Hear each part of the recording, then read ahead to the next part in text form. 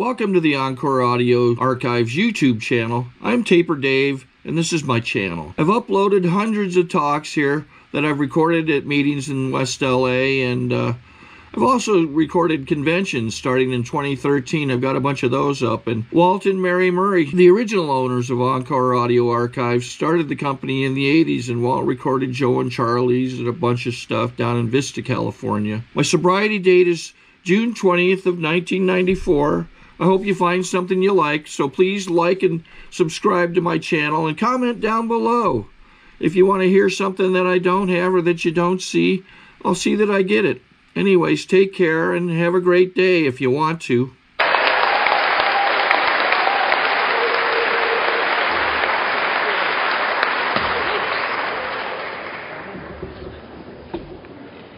Good morning, everyone. My name is Bea, and I'm an alcoholic. Hi, Bea. And my sobriety date is the 2nd of December, 1978. And I have a home group, and I have a sponsor.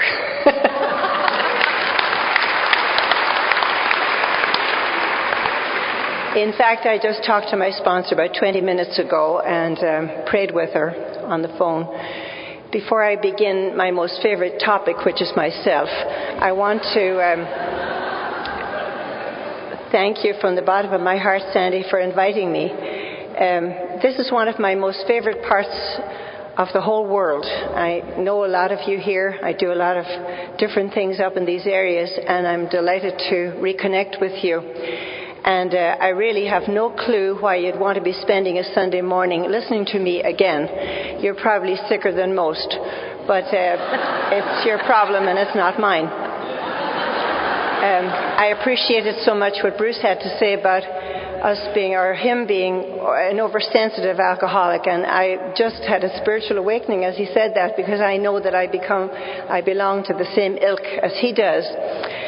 Anyway, my story is really boring, and I always wanted to have a story like this. I really did. I always wanted to have a story where I lived out of a car, and I was homeless, and all kinds of bad things happened. And it's very, very boring. But I have to tell you that my alcoholism showed itself way back far. Now, take a good look at me, and if I tell you that my story begins when I was 2, you know you're going to be here for the rest of the day. So just relax, and I'll try not to have my feelings hurt if you leave, and I'll do the best I can to carry whatever God wants me to say here, because I don't have a clue. My story did begin when I was 2, because when I was 2, my sister was born, and that meant that she moved into the spot that belonged to me. And my spot was the center of the universe, always has been, and if I'm not working a solid program these days, I can still revert to that state where I'm in charge and I'm important and it's all about me.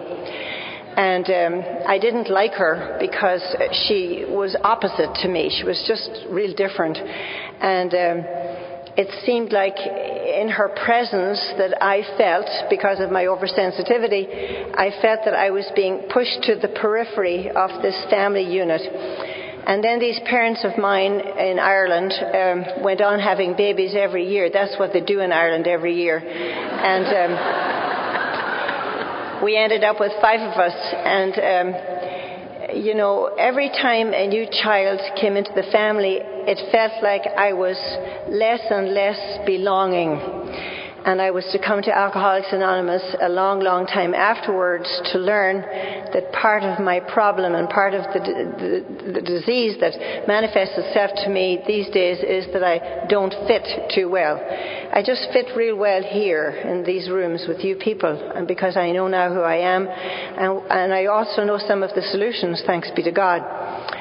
So we had 5 of us by this time, and my parents had built this wonderful granite house overlooking a river, and I felt this little lonely girl.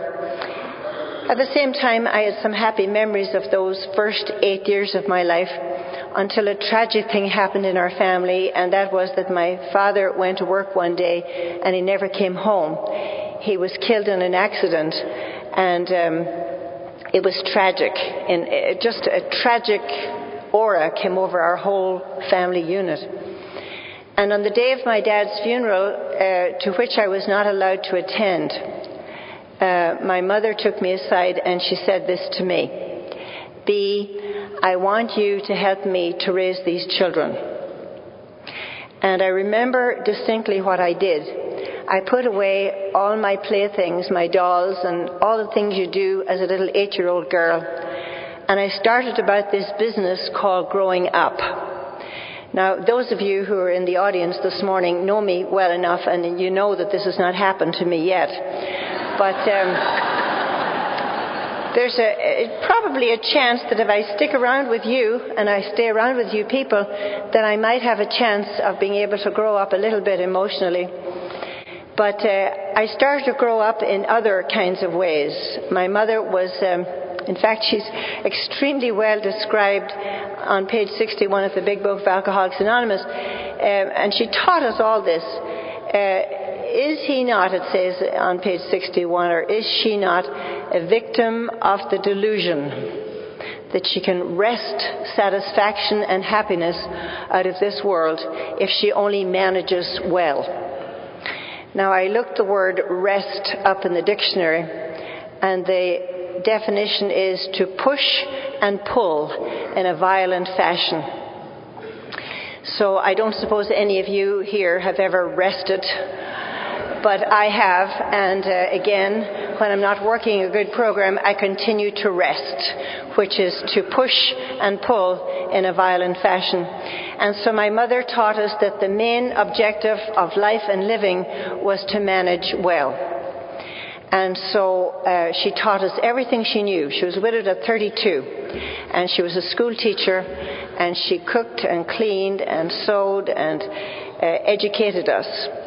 And her big value was that we would all be educated so that we wouldn't be widowed at 32 like she was. And so with that kind of a background, and for those of you who may be new, you may wonder why I would even mention any of these things. And if you'd want to turn to page 64 of the Big Book of Alcoholics Anonymous, you'll see there at the very top of the page that it tells this extraordinary thing that alcohol is not our problem at all. I was so baffled by this when I came to the program, that what we have to do after we get rid of the alcohol, what we have to do is we have to get down to the causes and conditions. And I really thought that the steps were something you would work up towards. And what I've learned now is that I have to work down to the steps, because I have to go deep down within to find out who, in God's name, I might even be. And so with this mindset and mentality that I needed to manage well, and I needed to do something significant in my life, I started to think about what I would want to do when I would grow up. And in my teenage years and finishing high school, well, what I decided to do was to become a saint. Now, again, enough of you here know me, and you know that this has not happened to me yet either. But in trying to become a saint, what I decided to do was to become a Catholic nun. Now, I became a Catholic nun in 1950, so you can tell I'm one of the older members of my community. I just am amazed at why so many of you would want to come on a Sunday morning and listen to a Catholic nun. Because I know beyond a shadow of a doubt that many of you here sitting looking at me now have a resentment against people like me. Just know that. I have this intuitive sense, that's possibly true. And I just need to say this to you. One, that I probably didn't do it to you. So, take me off the hook. And I also want to say this to you, that if any of you have ever been hurt or shamed or embarrassed or abused in any way by a woman in my line of work, I want to humbly and sincerely apologize to you. I also want to apologize to any of you who have been hurt by any member of the church to which I belong. and take that off you when you hear somebody saying it publicly. Well, I know now that in these days that the Pope is going round, or has been going round the world, apologizing for the problems in the church. And my take on that is that I think he heard about me. And that I was doing it, you know, and he thought he'd better get with the program here. And, you know, I learned an amazing thing when I came into Alcoholics Anonymous. And that was this, and please forgive me if this offends any of you. I've learned this, that there are assholes everywhere. You know that?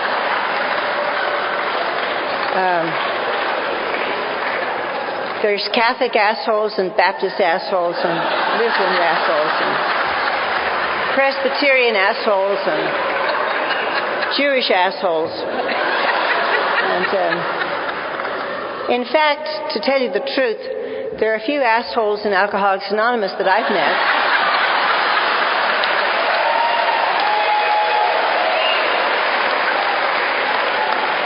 None of you, nobody here, of course, but, you know, where I've been all over the world. And I don't know this for a fact, but there might be one or two in Al-Anon, I'm not sure. I would really doubt that, you know. I mean, I don't think so. They're too nice to be assholes. But what I'm saying, ladies and gentlemen, is that human institutions make human mistakes. And often in human institutions, human mistakes are not publicly acknowledged. And I sincerely want to acknowledge my deep, deep regret for any of you who may have been hurt or offended by anybody in the denomination to which I belong. And so I started into this nunny business a long time ago now, 55 years almost. And it was wonderful. And believe me when I tell you that it still is. It's still wonderful. And I had no intention at all of ever becoming an alcoholic. All I knew was that I was going to be a saint with my name written in books and pictures of me, and you could pray to me and about me and talk about me. And oh, God, it was fabulous.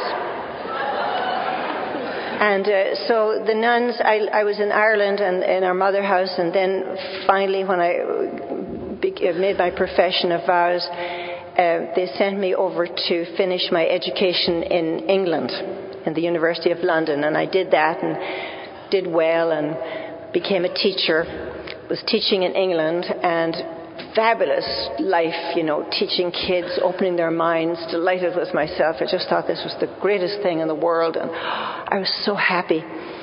And for those of you here who are in Al-Anon, you'll recognize this little voice that went off in my head after some time. And the voice said something like this: if only they could be anybody, if only they would shape up, I would feel better. Now, they could be the other nuns with whom I was living. They could be the other members of the staff where I was teaching. It could be the school principal. It could be the government. It could be anybody, actually. And I didn't know, you know, what this little head meant, this little problem was, and I got very disconnected, and I felt restless, irritable, and discontent, and I couldn't understand. And an amazing thing happened one day when we were invited to volunteer to come to California. Well, now, you know, I knew that I belonged in Hollywood from the day one, so in fact I hope I'll be home in time for the Oscars tonight. But so I volunteered and I got picked. And they were sending me to California to start this new venture here.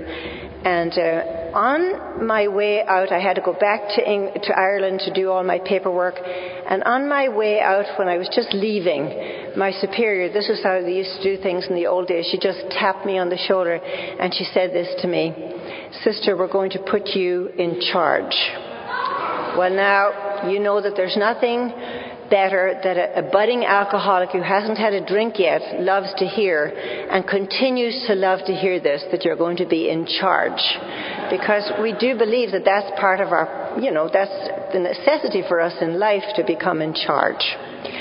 And so I set off for California in August of 1964, dressed in all the nunny clothes. You know how we used to look? Some of you will remember us in the long black serge and white linen all over our heads and faces.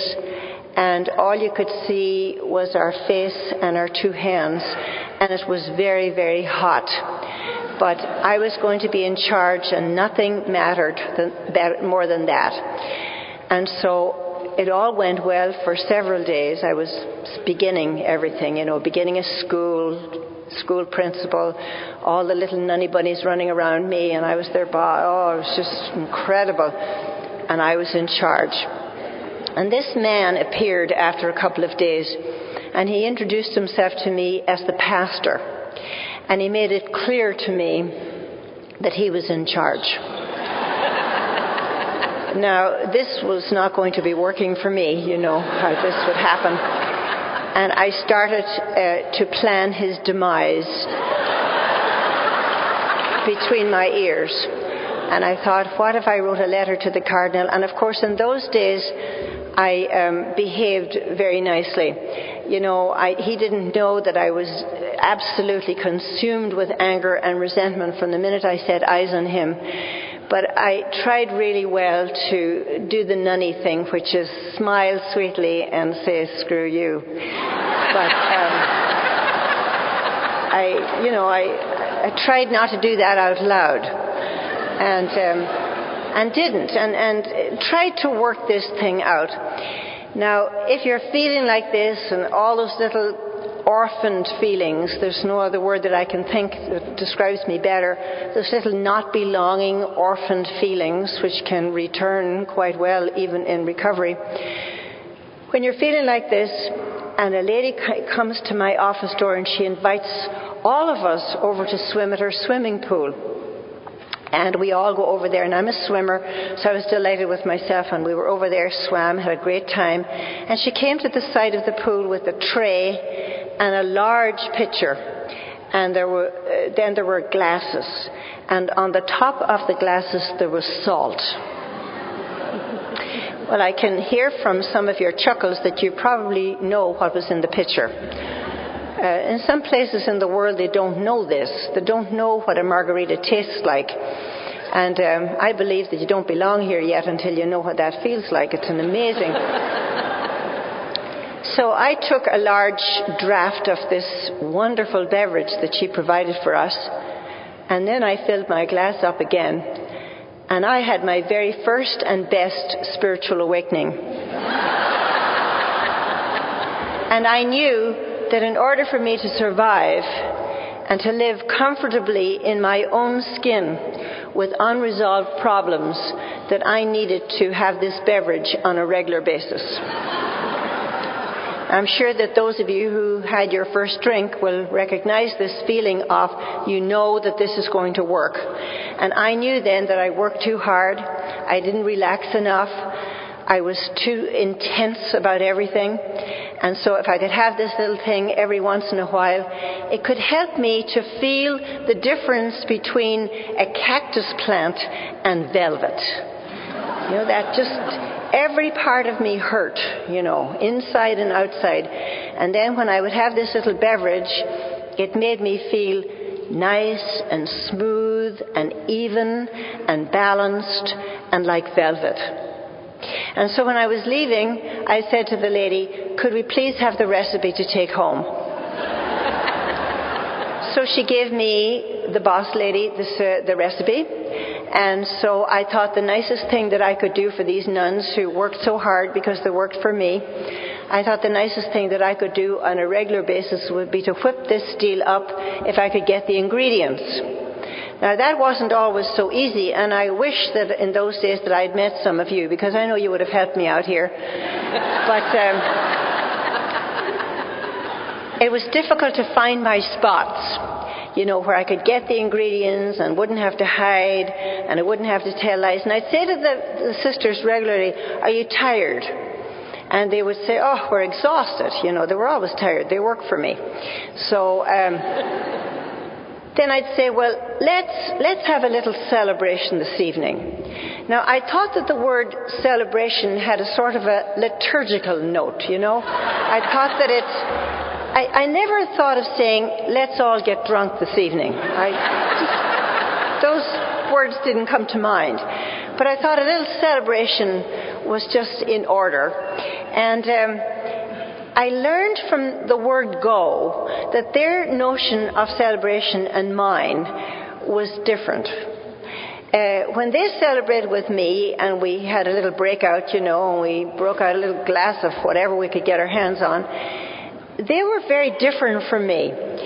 They would sip. Now, I don't know if you've ever been around sippers. They're very boring people to be around. And they would hold their glasses with their little finger out like this, and they would not finish, which in my book is the only sin that there really is. You know, you don't waste this good stuff. And they wasted good stuff. Well, they thought they did, but when they were all done, I would come around and take their leftovers and put it into something where I could stash it away for the rainy day. And there were many of those rainy days in my life. And that's why I wish I'd met some of you then, but actually I don't. But it's a kind of a fantasy I have every once in a while. You know, it would have been fun, maybe. And so my drinking career began. And it started to progress. Now, I was a very careful drinker. In fact, I did for many, many years what Chapter 3 says we cannot do. I tried very, very hard to control and enjoy my drinking. I tried to do the two things at the same time. And what I learned was that when I controlled my drinking, I could never enjoy it. And when I enjoyed my drinking, I could never control it.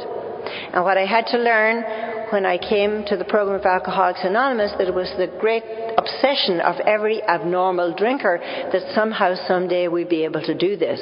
And I spent many, many years trying to get that thing organized, you know, evenly balanced.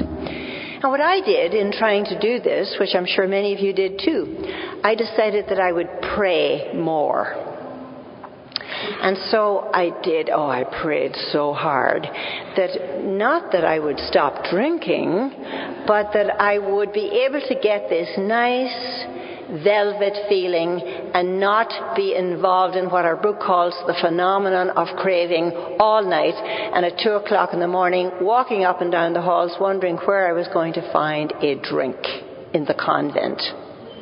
You know, that's a terrible, pitiful, incomprehensible demoralization in my life, in my line of work. And so what I decided to do was, I know what I'll do. I'll make a 30-day retreat.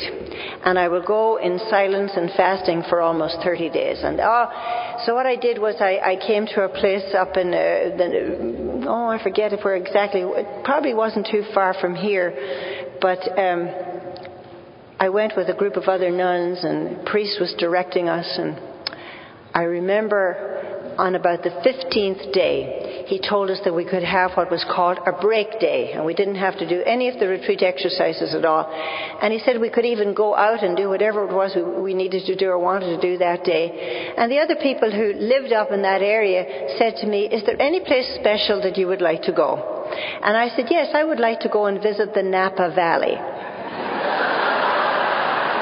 Now, you see, I thought that if I did that was becoming kind of cultured. You know what I mean? That you didn't come to Northern California and not do that. So we went to the Napa Valley and we visited as many wineries as I could possibly see on the road anywhere. And we drank our little samples from those godforsaken little glasses. You know how small they are. And however, I had enough of them, and then when I came home, I just knew that was a great day. That 15th day was a great day. And I had to go back right into the exercises of the retreat the next day, but I knew that at the end of the retreat that probably I'd be able to get this thing down where I wouldn't be craving alcohol all the time and that I wouldn't be doing embarrassing things. On the 30th day, I was thirstier than I had ever been for my whole life, and I knew that I had to have something more to drink. One of my favorite places for drinking was Mexico. We had a family who owned a little trailer down there in Estero Beach, and maybe I drank with some of you down there, and I'm glad to meet you today. And the gentleman and his wife weren't using it very much then, and they brought the keys over to the convent one day, and they gave them to me, and they said, you know, you guys work so hard, and we'd love to use this place because we hardly ever use it anymore. And he handed me the keys, and he said, this is the key of the front door, and there was another key, the key of the cabana, and then he held up a little key, and he said, and this is the key of the liquor cabinet. Help yourself. And I said, praise God from whom all blessings flow.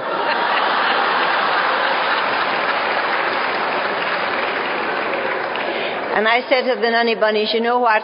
We have to get down to Mexico as often as we possibly can to learn how to speak Spanish. I thought I was going down to learn how to speak Spanish with all the Canadians and Americans who lived in Estero Beach. But what I was going down was to use his little key so that I could get what I needed to get that feeling from cactus to velvet. That's really what I wanted to do. And the nuns used to say to me, do you think we should be drinking his alcohol? And I would say, we're eating his cereal, aren't we? We don't want to hurt his feelings. You know, he's our host, and, you know, we wouldn't want him to think we were ungrateful. And so on long weekends and short weekends and long holidays, I was always very impressed with the United States of America because there's a holiday in nearly every single month of the year. And so we'd go down there as regularly as possible. And what I remember was that I remember what I went down to do. Now I do, but I didn't know then. I really didn't know. And my drinking career continued. And I began to do what a lot of us did in this room, I'm sure. I began to do the dying that only we know, the dying that happens to us inside. That terrible feeling of, who am I going to turn to? Where am I going to go? And I always like to just ask now, if you can remember where you were when your moment happened to you, when you knew that you had to get some help, and you knew that you could no longer continue to go as you were going. I thought Bruce described it really well when he told us, you know, where he was and how he just couldn't go another step further. And I was standing in my living room in the convent. It was called the community room, and I didn't know who I was ever going to ask. I knew I couldn't talk to the pastor because I hated his guts. And I knew I couldn't tell the other sisters because I was in charge of everything and everybody. And I didn't know where I would go and what I would do. And I was just standing there helpless and hopeless and didn't know it was called powerlessness. I didn't know that.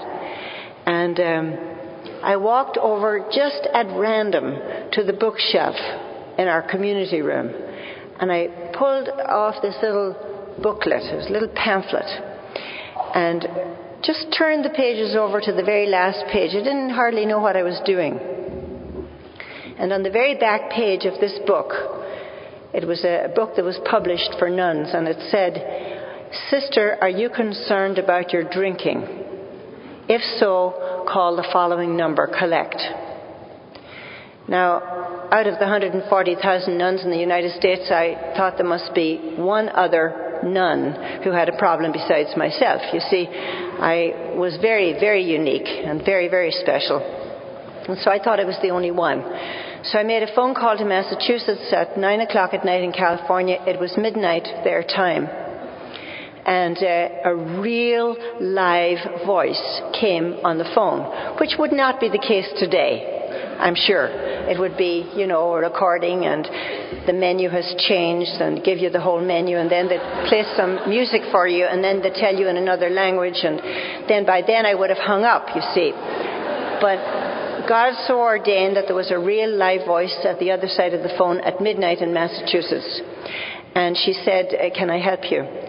And I told her that I was concerned about other people's drinking. Now, I'm sure that you've never lied. I'm sure you've never told lies, but I had to do that. I had to tell her that I was moving into a new job, and that was true.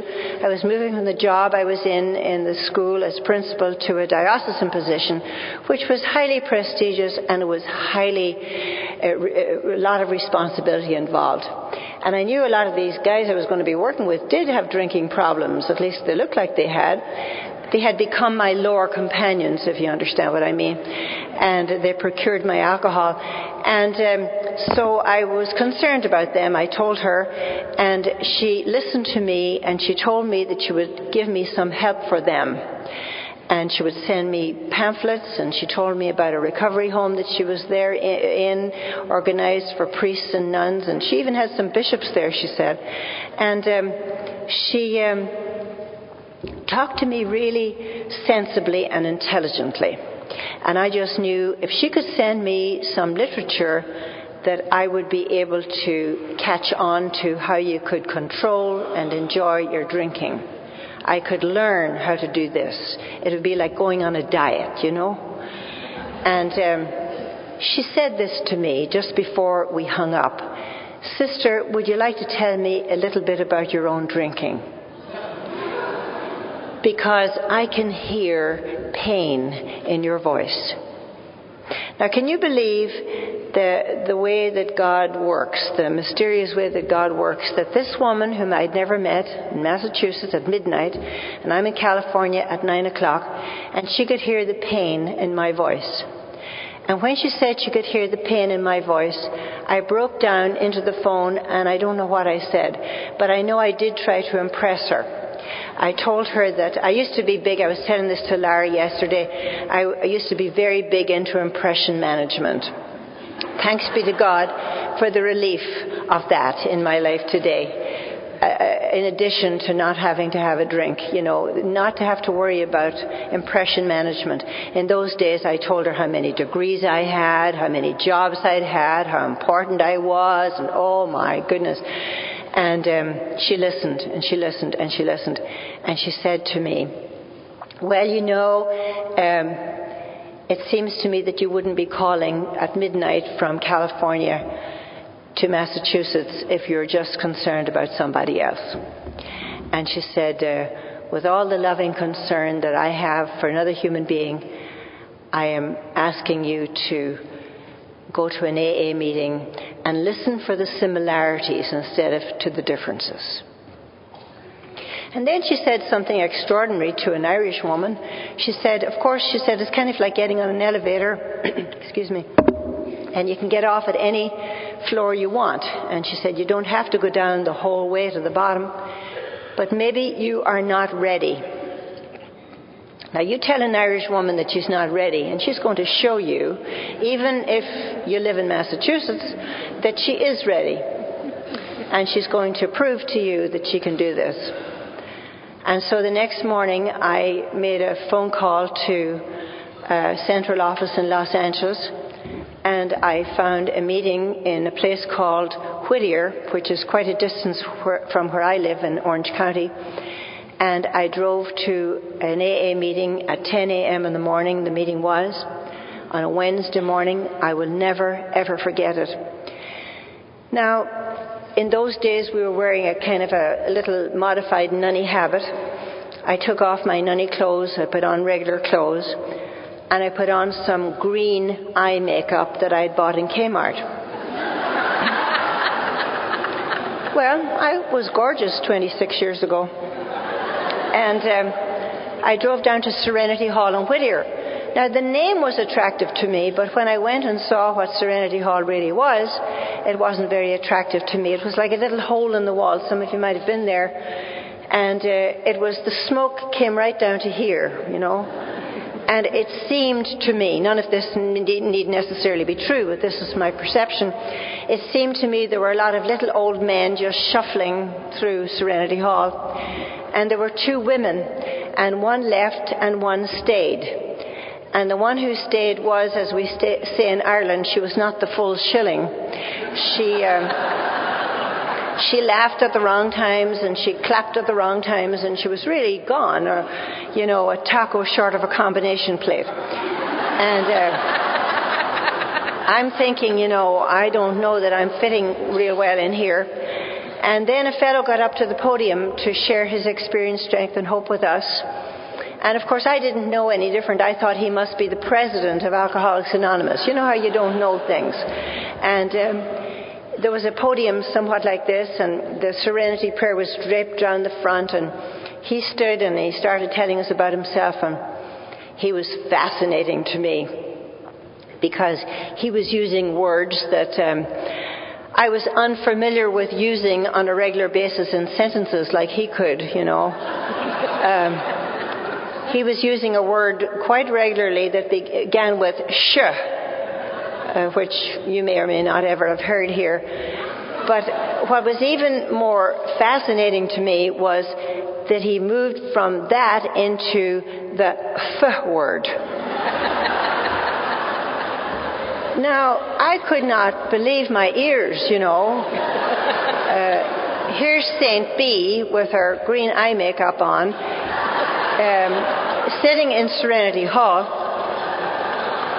in Whittier, and he's using the f word in every possible part of speech.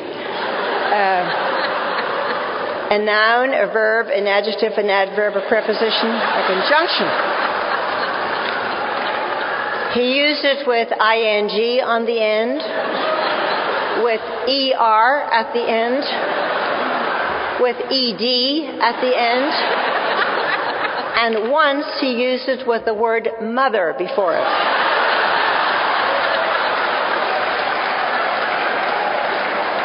Now,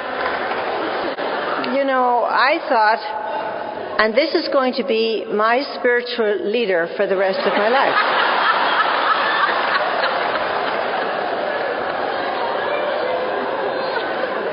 So I got in the car to go home after this was over, and I thought, I don't think I can do this. I don't think so. There was something happened, though, when we said the Lord's Prayer together, and I'm looking around here, and there's all sorts of people that I'd never met anything like them before. And I'm thinking, these are not my sort, I don't think I can stay here. And I get in the car to go home, and at the stop sign, like some of us do, I looked at myself in the mirror, and of course by this time I was crying from fear, resentment, anger, not wanting to be there, and frustration, terrible frustration. And this eye makeup that I'd put on was rolling down my face, and I said the sh word and the f word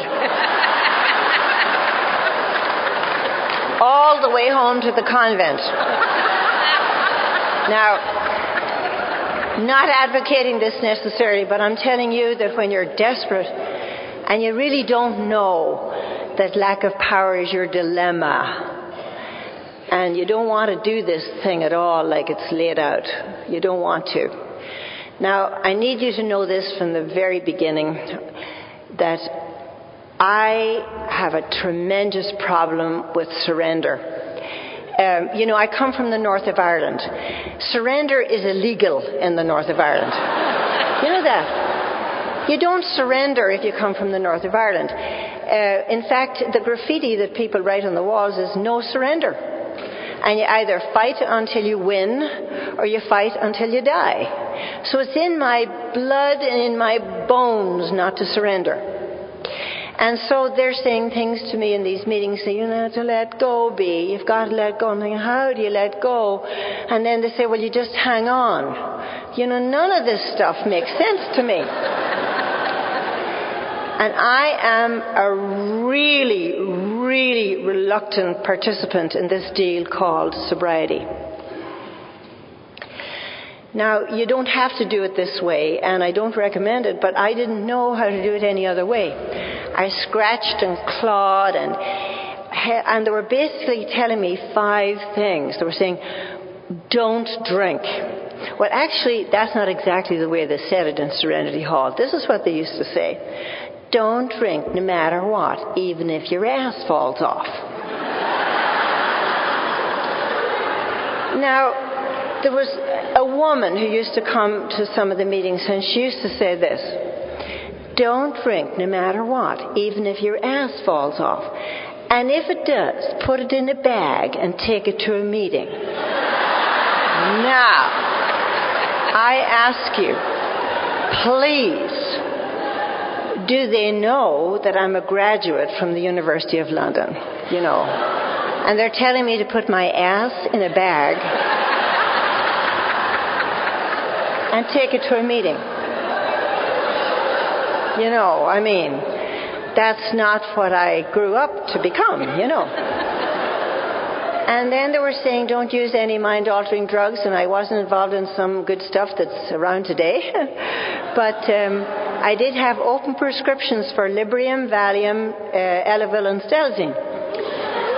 And when I swilled that down with a little bit of whatever I could do, it made me feel like the music on Twilight Zone. Na na na na na na na, the lights are on, but there's nobody home, I'm out there somehow, somewhere. Alcohol was the drug of my choice, and I stopped taking the prescription drugs voluntarily, kind of, and I wasn't that interested. I just loved alcohol. So they were saying, don't drink. Go to meetings, and I didn't think that anything at meetings would enhance what I already had, because I had all this information, I had all this God stuff. I knew so much about God, it was incredible. And I had the difference, as I'll mention later probably, the difference between an arrangement and a relationship. I had a real good arrangement with God, but no relationship. And then they were telling me to read the book, the big book of Alcoholics Anonymous. Now, I hope I won't offend you when I tell you this, that the big book of Alcoholics Anonymous, when I read it first, was the worst piece of literature I ever read in my whole life. The sentences are not too well constructed, and the punctuation is very poor. And I was an English major, so, I knew better than to take this big book to heart. So I took it down to the beach one day and I corrected it. And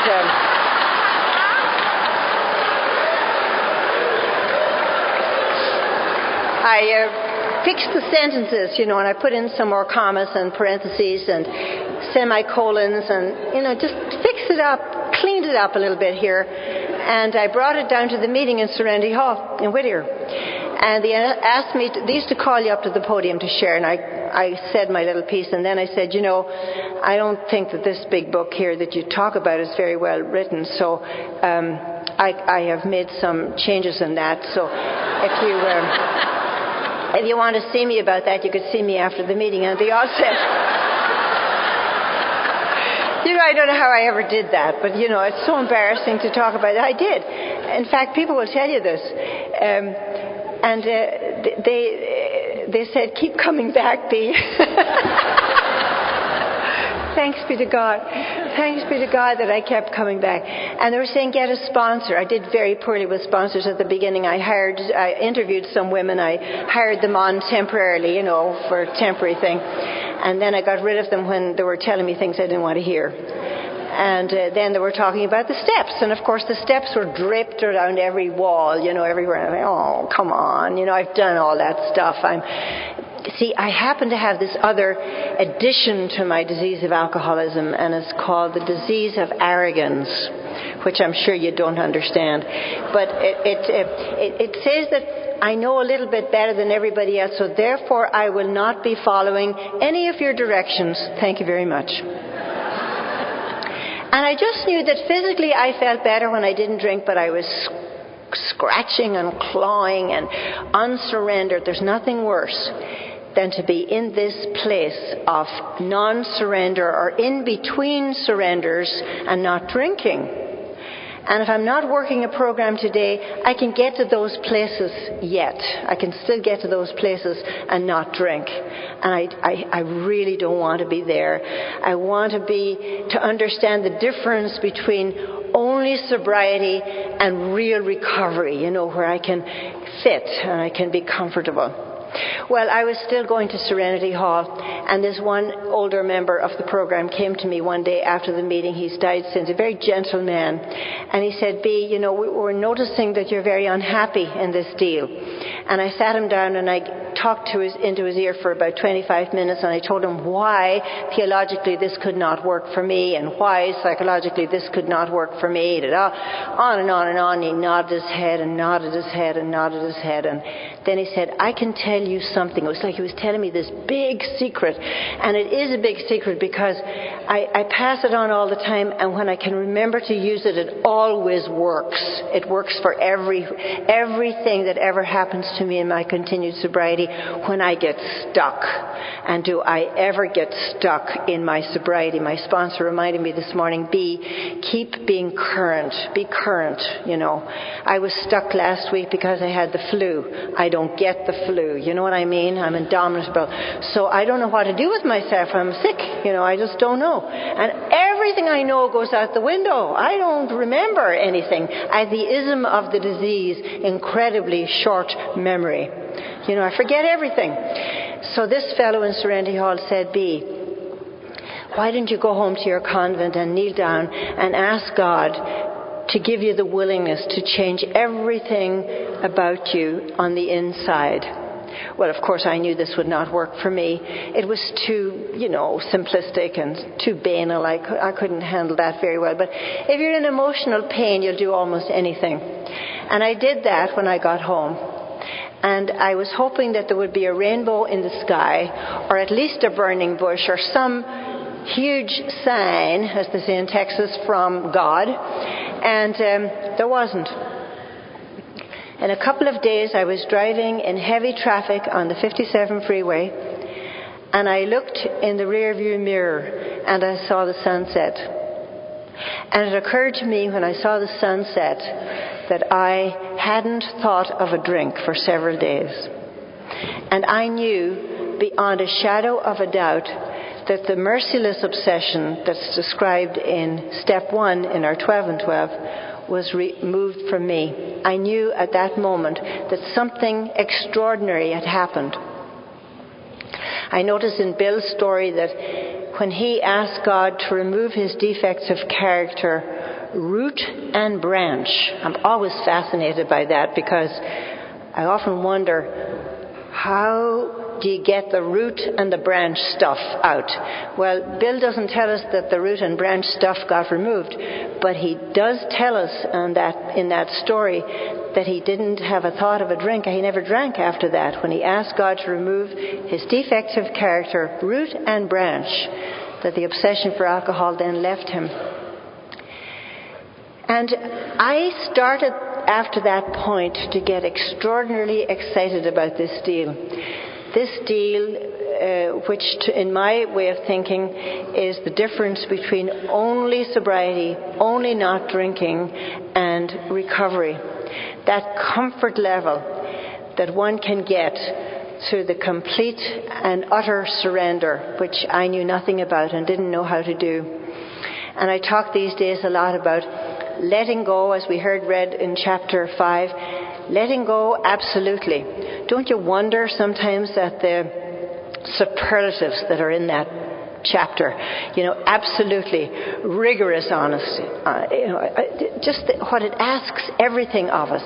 I talk about letting go absolutely with panache, with a bit of flair. The panache was the helmet that the French soldiers wore when they went to war, and they were easily distinguished by the flare on the feather on their helmets. And I have come to believe that there is a difference, there's a huge difference in the way we wear this deal called sobriety or recovery. I believe that I know for sure that the way that I want to wear it is that I want to travel in this deal. I want to travel first class inside. I really do. Now, in my lifetime, I fly someplace almost every single week, but I hardly ever, in fact, only once in my whole life did I ever fly first class, and that was a mistake. Somebody had the same seat as I had, and they looked at me and they thought she's an old lady, so we'll put her up to first class. So they did that one time, and I was amazed when I went in the first class place because it was very different from economy. And what they did was they gave me a duvet to put over my lap instead of a blanket, and they gave me all sorts of little goodies. And then a lady knelt down at my side and she wanted to know if I needed a manicure or a massage. And I thought I must have died and went to heaven. And when I got as far as Heathrow, London, this is what occurred to me. We all got to Heathrow. We all got there. But I got to travel first class. And that's what I want to do in this deal called the travel in recovery. I want to be able to do this thing with some kind of class and comfort and style. And the only way I know how to do it is through the daily application of the steps and the recognition of the delights and the goodness and the gifts that have been offered to me through the steps and in the promises. Sorry to interrupt your viewing. Taper Dave here. Just wanted to take a second to ask you to like and subscribe to my channel. Let me know if you like what you're listening. I've got some very good talks here, and this one's a great one. Just curious, do you think this is better than Zoom? Tell me what you think. See, what I didn't know was written on page 61, where it says that selfishness and self-centeredness is my problem. I didn't know that for a long, long time. I didn't know how to identify that. And then at the very bottom of that page, on page 60, it says, this is the how and the why of it. You have to quit playing God because it doesn't work. Oh, well, I didn't think I was God, but I surely thought I was Mrs. God. I'd given my life, to wear a ring on my finger to say that I've dedicated my whole life to God, so I was Mrs. God. So I just clicked my fingers and I told God what to do. I had no clue that I was playing God. You have to quit playing God because it doesn't work. And then it goes on to say that hereafter in this drama of life, wasn't it amazing how they knew that we were such dramatic people? In this drama of life, that God's going to be in charge. He's the principal, I'm the agent, he's the father or the mother or the parent, and I'm his child. And then the fabulous sentence that says, most good ideas are simple. It was so simple for me, ladies and gentlemen, that I almost missed it. I almost missed this deal. And this concept that God is in charge is the keystone of the new and triumphant arch through which I was going to pass to freedom. And I had no idea about any of that until I found the program of Alcoholics Anonymous. Nor did I know what it would say then on page 63 there, when we sincerely take this position, all sorts of remarkable things will follow. And the 13 promises of step 3 are enumerated there all down the page, beginning at the top there on page 62. I'll have a new employer, and this new employer will provide what I need if I stay close and perform his work well. And I was to ask my sponsor, well, what does that mean for me? I thought I was doing God's work. And God's work for me, I was told, was to stay sober. Not only physically sober, but emotionally sober, which for me is the difference between only sobriety and into deep recovery. And if I stay emotionally sober, I have to do what it says on page 55. I have to find this great reality, this higher power, not out there, not over there, not in where my good old ideas told me God was, but I have to find this higher power deep down within. Now that was a whole new concept for me in this deal. I had no clue.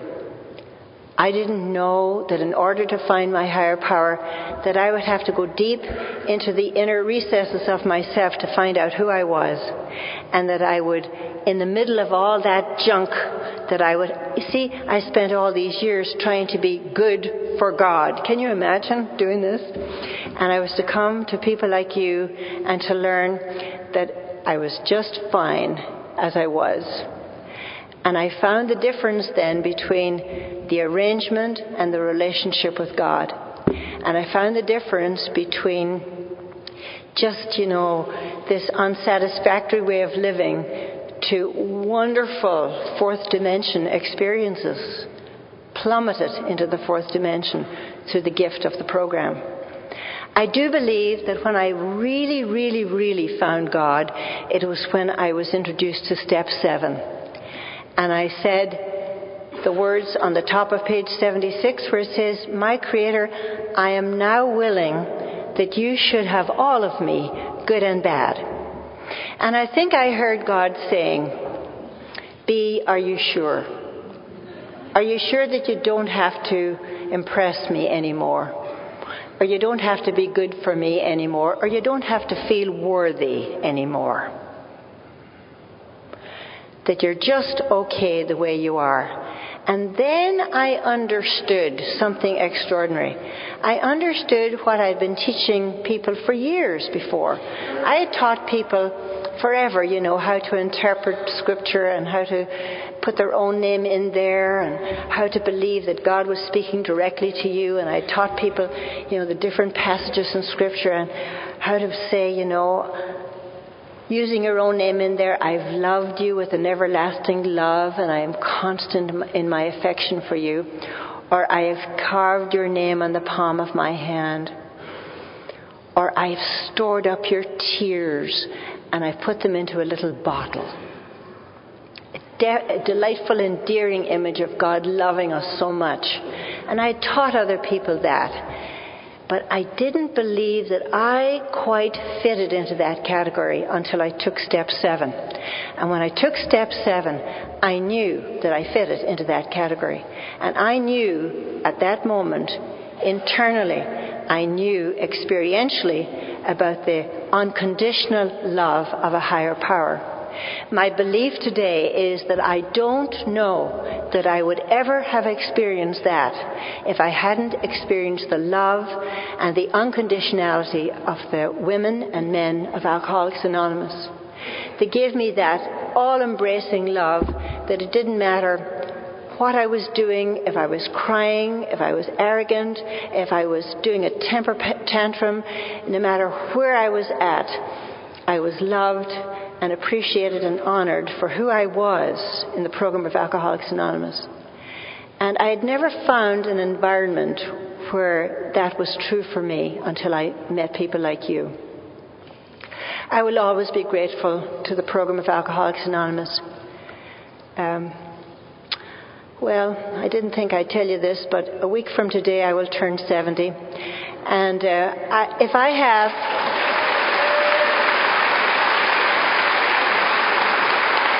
Thank you. And so, all things being equal, I don't know how long more God has ordained for me to be here. But I do know that with every breath that I will breathe between now and my last one, it will be in gratitude for what I've been given, for the mystery of this deal, because this is highly mysterious. This program is offered to me through people that I would never have known. I had this experience last week when I had the flu. I was climbing the walls. I found a meeting that I'd never been to before. You know how scary it is to go to a meeting, that you've never been to before, and you know that you won't fit and nobody knows you. And it's terrible. I go to this meeting and I find a newcomer, and she's telling me how terribly difficult she's finding the program and everything. And then she says this magical thing to me. At 26 and a half years sober, she says this to me. "Well," she says, "my sponsor tells me that there's nothing that a little bit of correct action won't fix." And I'm thinking, whoops, where'd she hear that? She must have some sponsor. And I suddenly realized, that I know nothing. I absolutely know nothing. The mystery of it is, you see, there's a wonderful quote I usually quote from King Lear, where he was in Shakespeare's play, where he's going into prison, and he speaks to his daughter Cordelia, and he says this: "We shall laugh and play and sing and tell old tales and look at gilded butterflies and tell old tales of who's in and who's out, and take upon us the mystery of things as though we were God's spies." And I believe in Alcoholics Anonymous that we get to take upon us the mystery of things, because I have no clue how any of it works, how any of it happens. It's all opposite to what my brain would tell me. It's all opposite to everything. And to watch God working and to watch people change and to involve myself and ourselves in the mystery of this thing called the gift of the program. I thank you for your kind attention to me and for listening and for inviting me here. I especially thank my wonderful little driver, Lara. She's been fabulous, took wonderful care of me. And I'd like to leave you with a couple of words that one of the fellows in my home group says regularly. He says, buy the whole package. The difference between sobriety and recovery. Buy the whole package. Get to the sunny side of the street and have a zippity-doo-dah day. God bless you.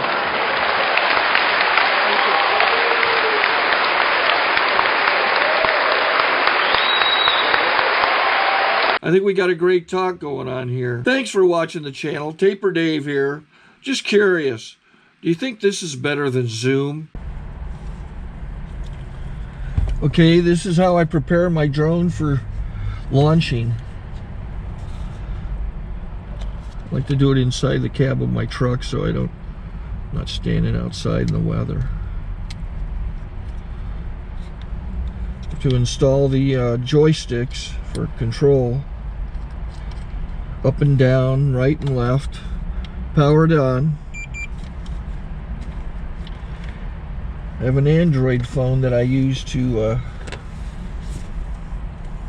connect it to the drone with, and it's actually controlled through the iPhone through an app.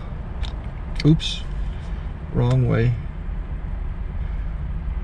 It's actually controlled through the iPhone, or through this Android phone through the app. It's actually controlled through the Android phone through an app, and you connect it through this short connection right here.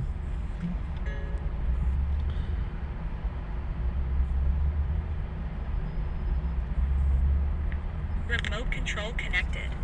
Remote control's connected. So I pull out the drone. I have to extend the legs. Long legs extended first, then the short legs. Remove the gimbal protector. Set that aside, then power it on one short burst and one long burst. I lay it down. So I have to go to calibrate. So the drone's not connected yet. It shows you here as this drone gets disconnected, even though the remote's powered on. So the drone has to establish it's connected. So I go into the app to calibration mode. First I'll calibrate the remote controller. Start calibration. Out, in, oop, out, in, up, down, and then this little wheel is to control the gimbal. So it's calibrated. Go to gimbal calibration, start calibration, and then it calibrates the gimbal. I don't know if that shows up. The gimbal's moving all over the place. Changes, you can see it on the video. And I'm calibrated to take off. It's acquired 7 satellites at the moment. There are 26 satellites up in the sky, which it has to acquire before you can take off. So it's connected. It's got enough satellites. This is white. I can go to press this little arrow button, swipe right to take off, and it would start the motors if I slid this to the right, but I'll wait till I get outside. Don't want to do it inside.